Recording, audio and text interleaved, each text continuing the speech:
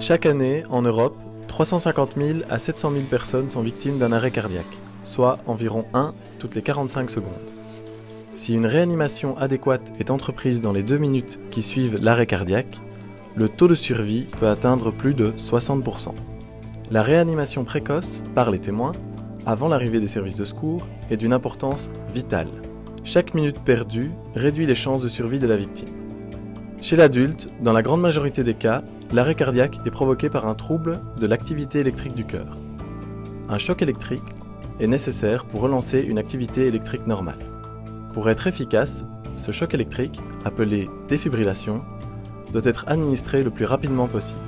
Pour permettre cette administration précoce, des défibrillateurs automatisés sont maintenant accessibles à tous et installés dans les hôpitaux, les gares, les cinémas, les aéroports, les ambulances, les grandes surfaces. Ils sont repérables par ce pictogramme universel. Comment appeler les secours? Comment réanimer en attendant leur arrivée? Comment administrer un choc électrique avec un défibrillateur automatisé? Vous trouverez la réponse à toutes ces questions dans cette démonstration pratique. Pour des raisons pédagogiques et afin de pouvoir démontrer clairement les différents gestes à réaliser, nous avons choisi pour notre simulation de ne pas faire intervenir l'AIA lors de la réanimation même, de ne montrer qu'un seul geste à la fois. Il va de soi que dans une situation réelle, il est primordial d'interrompre le moins possible les compressions thoraciques et que l'intervenant va de ce fait réaliser des gestes de façon simultanée et donc plus rapidement.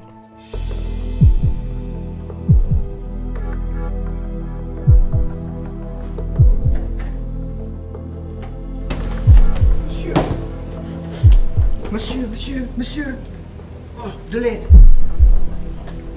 De l'aide. Qu'est-ce qui se passe? Monsieur, ça va? Vous m'entendez? À l'aide, est-ce que quelqu'un peut venir? 1, 2, 3, 4, 5, 6, 7, 8, 9, 10. Oui Isabelle, tu m'as appelé, qu'est-ce que je peux faire pour t'aider? Est-ce que tu peux faire le 1155, dire que nous sommes en présence d'un adulte inconscient qui ne respire pas près de la chambre 654, attendre la confirmation qu'on t'ait bien comprise et revenir avec le DEA et le masque facial qui se trouve près du téléphone, s'il te plaît. Ça va, je fais ça tout de suite.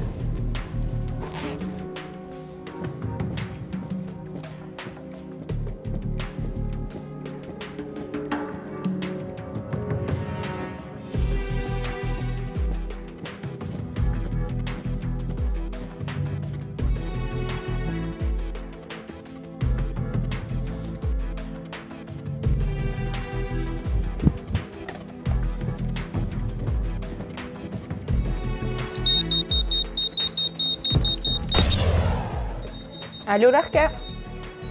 Allô Larka? Oui, je téléphone de l'unité 63. J'ai un visiteur qui est tombé dans le couloir. Je pense qu'il est inconscient et qu'il ne respire plus. Est-ce que vous savez venir pour nous aider? Oui, tout à fait, on arrive. Donc vous avez bien compris, l'unité 63, j'ai oublié, près de la chambre 654. 654, ça va, merci. Merci, au revoir. Unité 63 qui vient m'aider. Oui, c'est bon.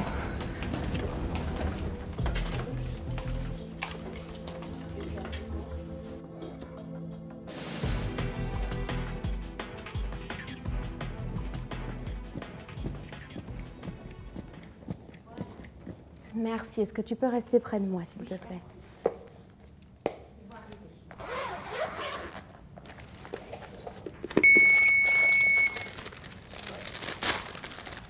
Appliquez les électrodes sur la poitrine nue du patient. Branchez le connecteur des électrodes à côté du voyant clignotant.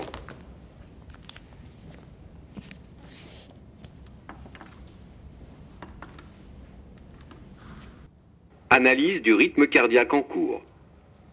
Ne pas toucher le patient. Écartez-vous. Choc recommandé. Appareil en charge. Attention, Restez je vais à choquer. l'écart du Tout le monde patient. s'écarte. Attention, Délivrez le choc. je choque. Maintenant, choc délivré. En pause. Commencez la RCP.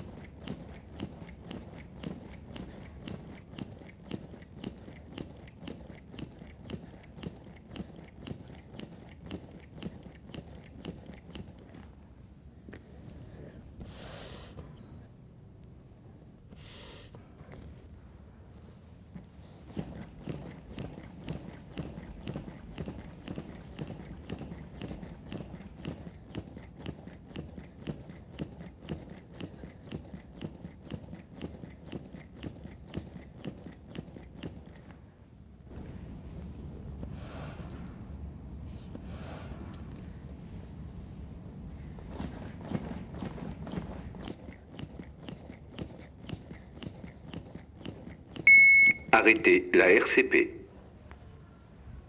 Analyse du rythme cardiaque en cours. Attention, tout le monde s'écarte. Restez à l'écart du patient. Analyse du rythme cardiaque en cours. Pas de choc indiqué. En pause. Si nécessaire, commencez la RCP.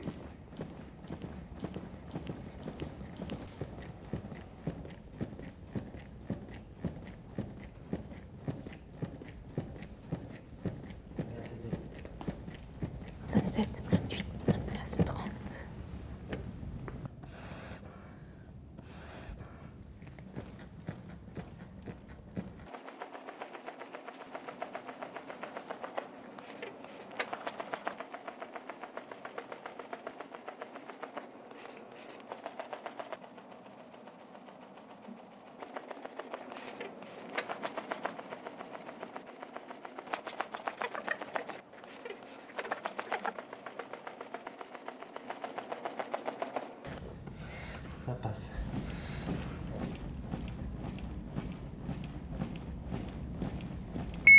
Arrêtez la RCP.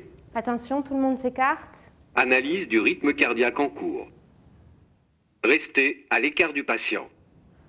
Choc recommandé. Attention, je vais choquer.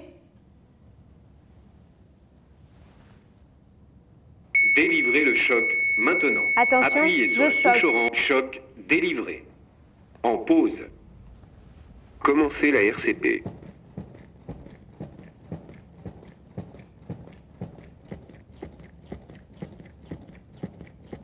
Retenez que pour une personne en arrêt cardio-respiratoire, la pire des choses est de ne pas réanimer. Osez agir, osez sauver.